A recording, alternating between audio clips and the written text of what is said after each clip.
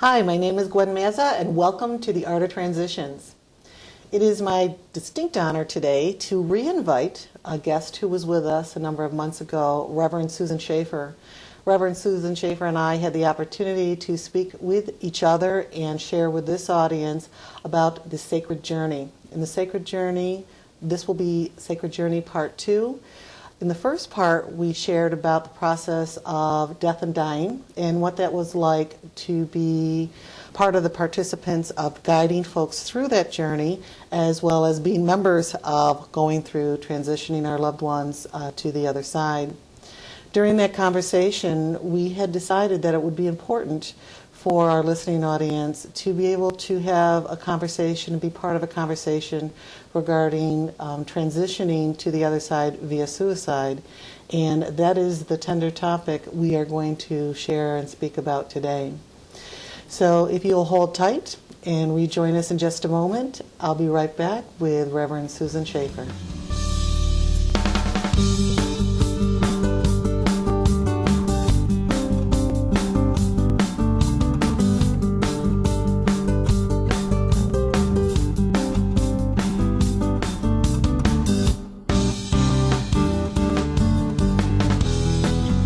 Welcome back to the Art of Transitions, and my name is Gwen Mazza. Our guest again today is Reverend Susan Shafer. Welcome. Thank you, Gwen. It's good to be here. It's nice to have you back. It really is a pleasure. It's an honor. Thank you. Thank you. We're going to touch a tender topic today and hopefully bring our listening audience the opportunity to begin to view transitioning via suicide in a little bit different way than maybe what we're culturally transitioned into. And so on that kind of note, what would you like to open with in terms of speaking with our listening audience about the concept and actually the topic of suicide and dying through suicide? I think that you mentioned our culture. I think our culture over the years have put even more darkness to suicide by using the word commit. Over many years, the religious community has always held the body and life as sacred. And so for someone to take one's own life was sinful, perhaps as the church saw it, not as I see it personally or not as I've experienced it with families. And the word commit suicide seems to add to the darkness. And my hope in dealing with families where this kind of death has happened, my hope, my prayer, is that we can help them understand a little bit more that someone who dies by suicide has no other choice. And so I'm hoping today we'll be able to talk a bit about our understandings of why there isn't a choice, the darkness that comes over someone that encourages them to make such a decision. And I also believe that they knew the sacredness of life, that they just were not able to access that at the moment and or over a period of time. And so this is not like a deliberate choice to hurt somebody or hurt a family. It is a choice to relieve oneself of hopelessness and despair that, as I understand it, carries pain, actual pain with it. So it is an attempt to relieve that loneliness, that darkness, and that actual physical pain, and to be at peace. One of the pieces that you shared is that hopefully we can be in conversation together. I will bring forward my clinical background of being a licensed mental health therapist, and hopefully we can have you bring your beautiful spirit-centered pastoral piece of working with individuals and families, and also knowing that our lives are also touched by those who have transitioned through suicide in that process. When you begin to work with a family, or I begin to work with families who've experienced a loss of a loved one, The piece that I experience oftentimes is the utter shock, the absolute shock and disbelief that the loved one is not with them any longer. And it is slightly different. Although there's a lot of similarities of when someone dies suddenly, there's a different, slightly different element here. And I'm wondering if you also experience that too. Definitely. I think there is the same kinds of reactions, the regret, the guilt, what could I have done, is there much more deeply than it is in some other experiences of death and dying. I do think the suddenness is a profound effect on families. And I also think that over time, families reflect and think, oh, maybe I should have picked that up. What could I have done? And there's a lot of agony and angst over the helplessness. And that feeling of helplessness is profound. There's a profundity to it for families. And if we can help them understand in a little different way, as I was saying a few minutes ago, about the despair and the darkness, then it may take some of that familial guilt and regret and soften it a bit for their lives. The anger and the sadness and the grief that the folks remaining here, as you were saying, experience is profound. The piece I also see is, as you were talking about, taking the responsibility of not being able to make something different for that loved one. Some individuals die as a result of suicide the first time out, typically. That doesn't typically happen. Others may have experienced previous suicide attempts in their family systems, and when the person finally does leave, there still is that feeling of, I should have done more. I think that that is a much deeper feeling in families where someone has died because of suicide or via suicide. I'm hoping that we can just begin to say it differently so that it takes on a death but doesn't take on such, I guess it's like they didn't try hard enough, or life is such a pleasure for us and moment by moment that how could anybody want to or decide to die? But they're not in the same, as you well know, in your mental health education and experience, they're not in the same place that we are. Their world is not typically the same. And the ironic thing is, I think we as a culture paint our picture of our world as being happy, and that isn't life. Life is full of challenges, opportunities, wonderful moments, and incredibly challenging and painful moments. And folks who go through numerous painful experiences, whether it's from having a mental health disorder, diseases of alcoholism and drug addiction, depression, anxiety, bipolar, whether you're having major financial stress, you don't have to actually have a mental health diagnosis to transition via suicide. I've had folks that I've worked with who, family members, were not at that at those moments. They had gone through a major life crisis. Yes, most people will typically have a mental health diagnosis or pretty chronic histories. That isn't a necessity, though. So I think some of the myths that we have around that transition process are just that. There's some fact and there's some myth. They're myths. As you were talking, the word that really struck me, and you and I've talked about, is really helping people move away from the shame that's associated with transitioning via suicide. We don't say that people transition or don't commit cancer, or they do, you know, people don't commit, you know, a heart attack, but we do say folks commit suicide, and it's almost there's a real kind of pow to it that doesn't come through other ways of living and other ways of dying. And so I believe that that's some of what you and I are hoping to do, is help folks become more aware through grace. Right. The essence of grace, that this is not easy for anyone. Not easy for that individual who's absolutely so distraught or hopeless, or so in a place of loneliness and cloud and darkness. And at most times, not always, but most times, they've been there for quite a while. It isn't like they wake up today. Doesn't mean it can't happen on occasion, rare occasion, never say never. And Well, it does mean, happen on occasion. Yes, but and it does. Most times folks have tried and tried and tried, and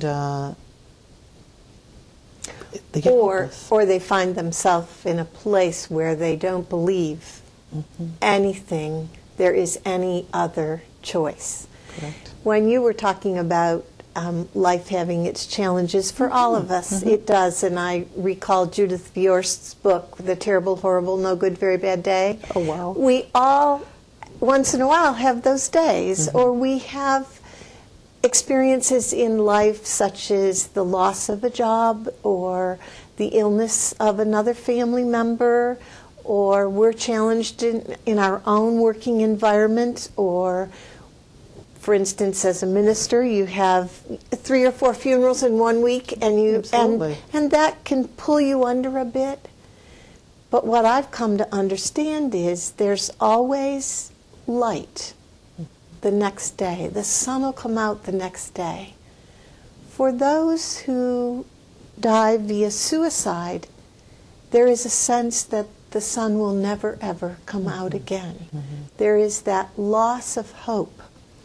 When I attended to a family whose father and husband died via suicide, I was given a poem entitled Understanding, and I would like to share it with you and with others. And I've been given permission. It's by a gentleman who was an English professor, Edward Stevens, Jr., and it's his brother-in-law who died via suicide. And this is the poem. It was not a matter of living and dying, reason and unreason, loving or anger. The deep hurt of my soul is gone now. I did not mean to destroy, but only to relieve the pain. The clouds, and this is the beautiful verse, the clouds that came between the world and me obscured the love I felt, the hopes I had. Oftentimes, we don't notice that the clouds are coming in and obscuring the love someone has and the hope someone has. But that's what happens. And I think it beautifully states the depth of bewilderment and hurt that leads to the death via suicide. And if we could understand it that way, it feels to me like it opens up a little bit of a door of compassion and care, even in the midst of the anger that we may feel towards a loved one who has taken this step in his or her life. I've learned over a period of years, and I'm positive you know this, Gwen, that we can hold 2 feelings at the same time. A deep love for a loved one and anger towards that loved one that they might have injured themselves to the point of being no longer a part of our lives as they would if they were alive. And so to help people understand that of course we love a loved one deeply, it's also okay when we don't understand to be angry that they could possibly have done something when we loved them so deeply. And I believe that that is the essence of the work, is that how could could this have happened, and it moves from how could this have happened to how could they have, and it's one of those places that there's no answer. We just do not have the answer. We will not have that answer, and the gift of compassion is really the way through this. To believe and understand that someone may have been so clouded. Absolutely. So Isn't clouded, that a beautiful word? Is perfect. That they needed to leave. Right. They could not see. Right. The challenge for those who are here and who remain here on the planet and on the earth is walking through the disbelief, walking through the guilt of what could I have done. Those are all natural, normal responses. It actually happens in other types of death and dying experiences too. For those who have experienced the suicide of, the transition via suicide, there's just the heavy weight. So if we could begin to accept and appreciate that the decision or the process had little to do with who we are. In fact, actually, we're the reason that a lot of people stay longer than they may have. Absolutely. And that's another part of the poem that I love. It's the part that says, it was not a matter of living and dying, or loving or anger or reason or unreason. It's really a matter, if we could understand, as little as we can understand. But the hurt for whatever is there is far beyond our comprehension. And I try to help families the best I can to listen them into the understanding that this wasn't done to hurt them. This experience, as I understand it, relieves the hurt of the person who chooses out of a need to die.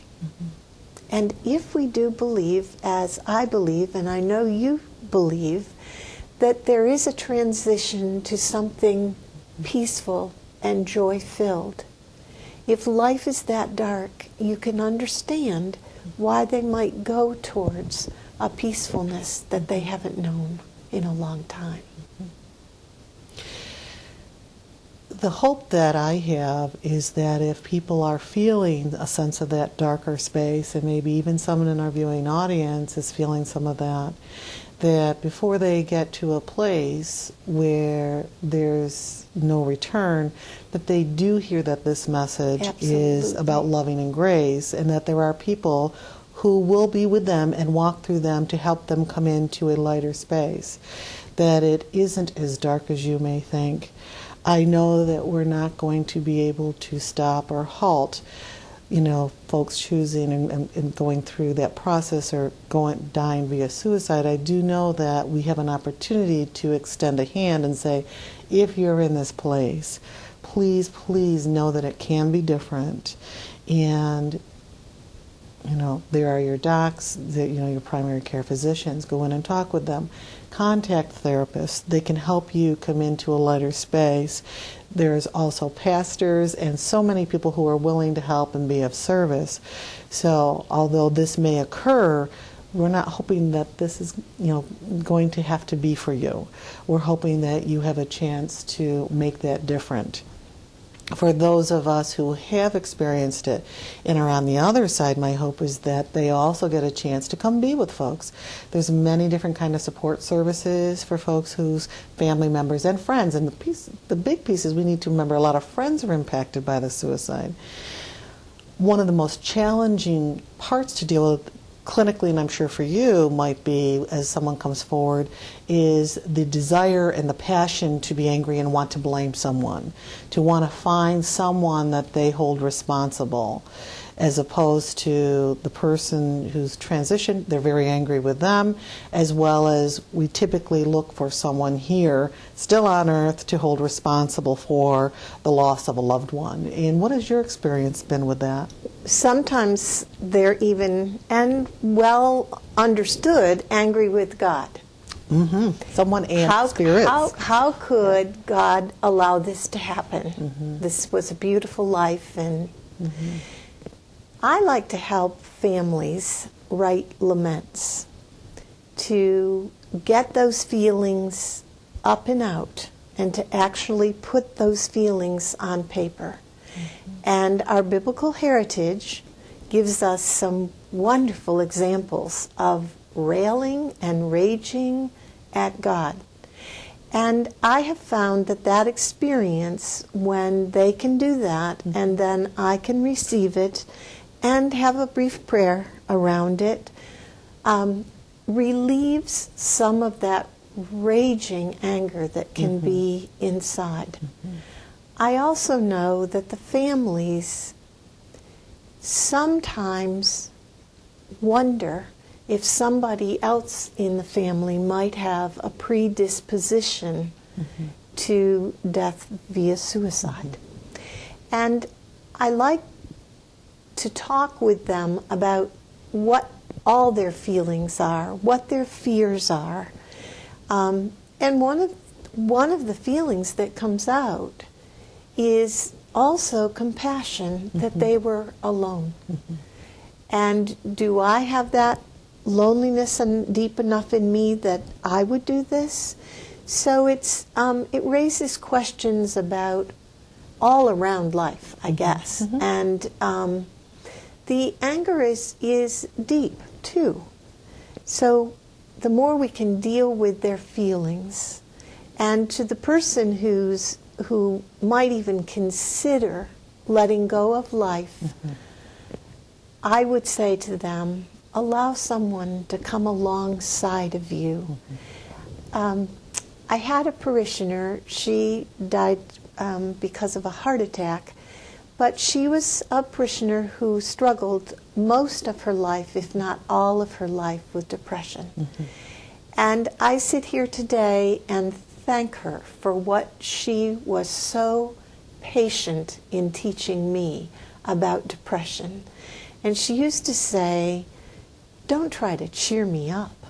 Don't tell me to open the curtains. Don't tell me to get out of bed. If I could, I would. So, Susan, she said, tell me that you're going to go off and buy wallpaper. And ask me if on Tuesday afternoon, if I would go with you. And don't try to talk louder to me as if I were deaf, or as if I needed you to cheer me up. Cheering me up is not what helps. Taking me with you and letting me see that there is a world outside of this darkness. And remind me that tomorrow it is going to be a little better. And the author, Parker Palmer, has a beautiful description in his darkness of depression. He had a friend that came every day for weeks and would just massage his feet. Some days there would be conversation, and some days there wouldn't. And Parker Palmer says, knowing he was coming, knowing I didn't have to do anything but be there, made all the difference in the world. And it gave me something to look forward to. And day by day, I could feel life being restored in me. If we could help someone who's struggling between life and death in a way like that, by coming alongside of them, without using those happy words and joyful personality, but with a presence, we could make a difference if they would invite us into that. And it is a privilege, as I know it is for you, to be invited into, whether it's a family who's struggling with a loved one who found no other choice but to die via suicide, or whether it is the actual person who might think this was a choice, and we could come alongside and make the sun come out again in their lives. Life is so tender, it is so precious, and it is so profound that those are not the feelings that someone has who decides the darkness is too great and too deep. Thank you.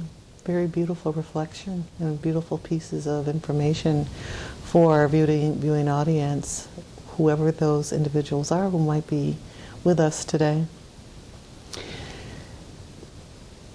We would like to take this opportunity to make sure that families and loved ones, no matter who you are at this point, do make sure that if you're in a place or you're in a space that you can make a difference, you can be of service. It's important, though, to remember that if someone does transition via suicide, your feelings are very, very normal. The anger and the pain and the loss and the rage.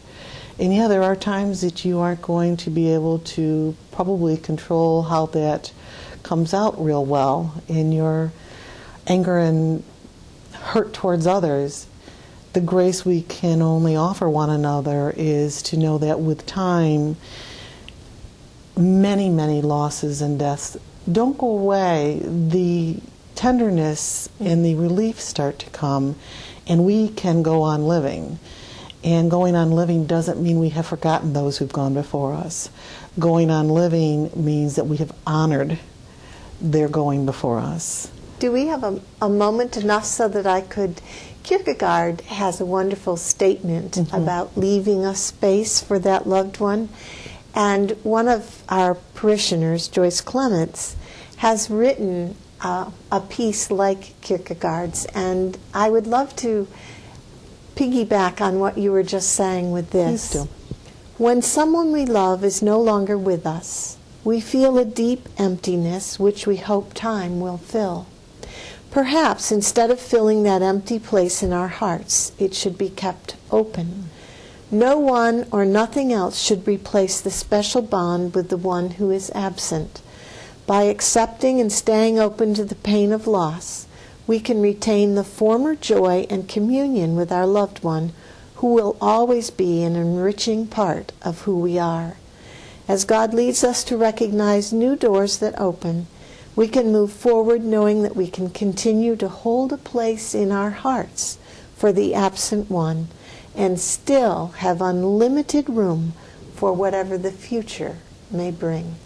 That is beautiful. I think it's a beautiful way of saying, in addition to the beauty of what you were saying, is that time does bring some healing, but there's no reason for the specialness of that person to leave us, and that communion that we will always have with that loved one.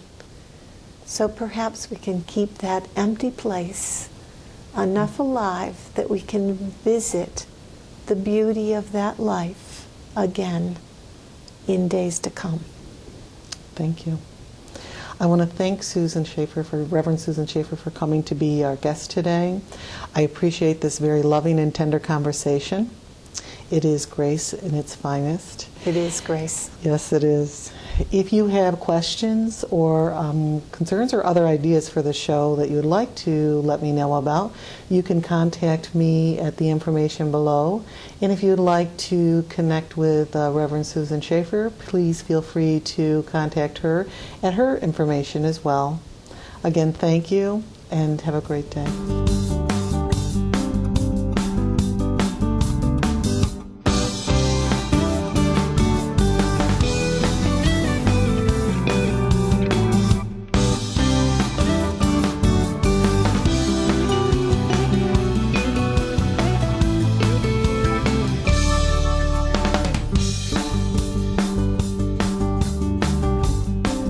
This program was produced through Penfield Community Television in Penfield, New York.